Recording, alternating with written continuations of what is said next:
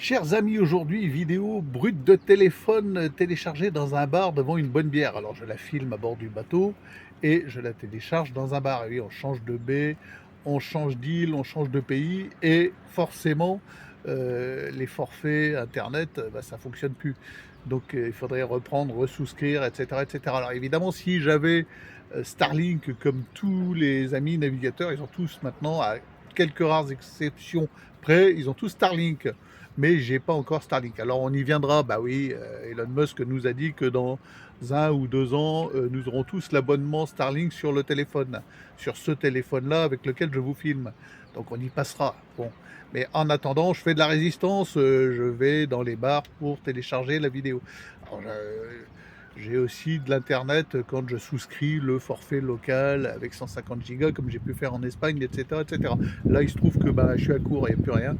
Donc voilà, pas de montage, vidéo brute de téléphone, c'est comme ça fait partie du jeu. Et puis aussi, je vous avoue, par exemple en transat, ne pas avoir internet, faire une coupure, une vraie coupure de plusieurs semaines, c'est assez agréable et retrouver les livres, la lecture, être au courant du minimum parce que j'ai quand même un iridium et je communique par satellite avec mon épouse. Alors uniquement par SMS et c'est une sécurité, voilà. Alors j'ai été, par exemple, durant la transat, au courant, de la nomination de monsieur Bayrou comme Premier ministre.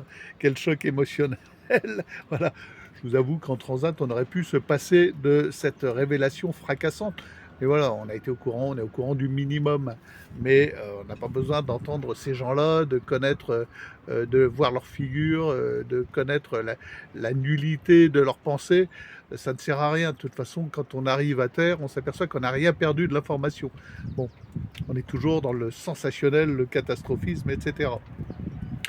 Alors par rapport à ma vidéo d'avant-hier où j'expose clairement que Bergoglio n'est pas et ne peut être pape, on me fait la réflexion, mais comment puis-je être sûr et certain, moi, d'être dans la vérité? Bah, c'est tout simple, hein.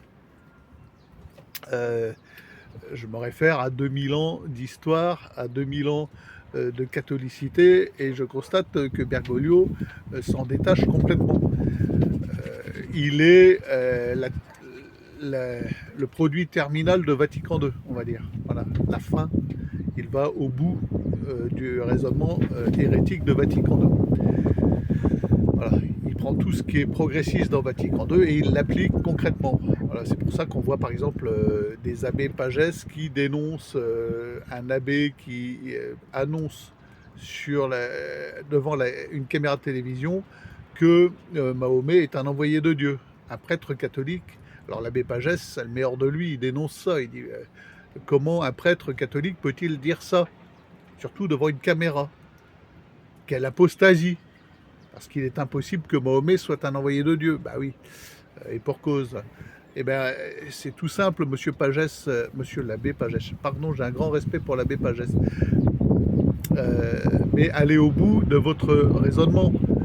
Cet abbé qui annonce que Mahomet est un envoyé de Dieu devant une caméra de télé est dans la droite ligne de la pensée bergoglienne qui nous annonce que la multiplicité des religions est une saine volonté divine.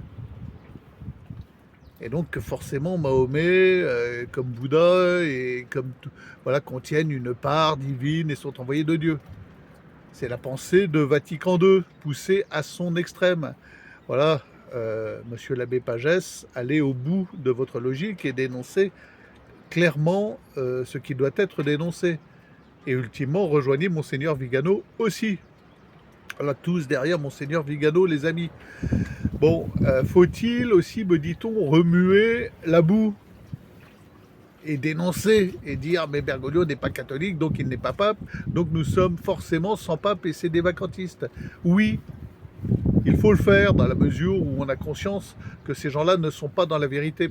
Sinon, on laisse le champ libre aux ennemis de l'Église catholique, aux ennemis de Jésus-Christ, et qui sont légions, à commencer par les évêques de la conférence des évêques de France, qui sont dans l'incapacité, paralysés devant Bergoglio, dans l'incapacité de dénoncer quoi que ce soit. Voilà, ils sont dans le respect humain, ils sont dans le qu'en dira-t-on, ils sont dans la fichue trouille de perdre leur petit poste, si jamais ils s'aventuraient à dire mais ça c'est vraiment inapplicable dans l'Église catholique si on veut rester catholique. L'inclusivité, etc. J'en passe, je ne vais pas revenir sur les hérésies bergoliennes. Eh bien oui, il nous importe à nous, puisque les prêtres le font pas, ne le font pas, ou le font avec parcimonie, comme monsieur l'abbé Pagès, qui dénonce un prêtre, alors que ce prêtre appartient clairement au système. Eh bien c'est à nous, à la base, de dénoncer et de ne pas laisser le champ libre à ces menteurs, ces voleurs, ces spoliateurs d'églises, ces gens qui nous volent nos églises. Alors, il y aura un peu de vent, donc je me rapproche du micro. Donc oui, il faut ouvrir sa bouche, il faut dénoncer, il faut parler.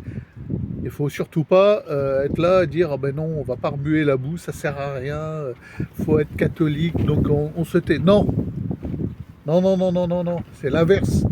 C'est l'inverse, les amis. Bon, sur ce, je vous souhaite une excellente journée. Je vous dis peut-être à demain si je trouve un autre bar sur ma route, parce que là, en ce moment, on navigue, on va de mer en baie, on descend au sud des Antilles. Donc peut-être à demain. Abonnez-vous, n'oubliez pas de vous abonner. Stay safe, bonne journée.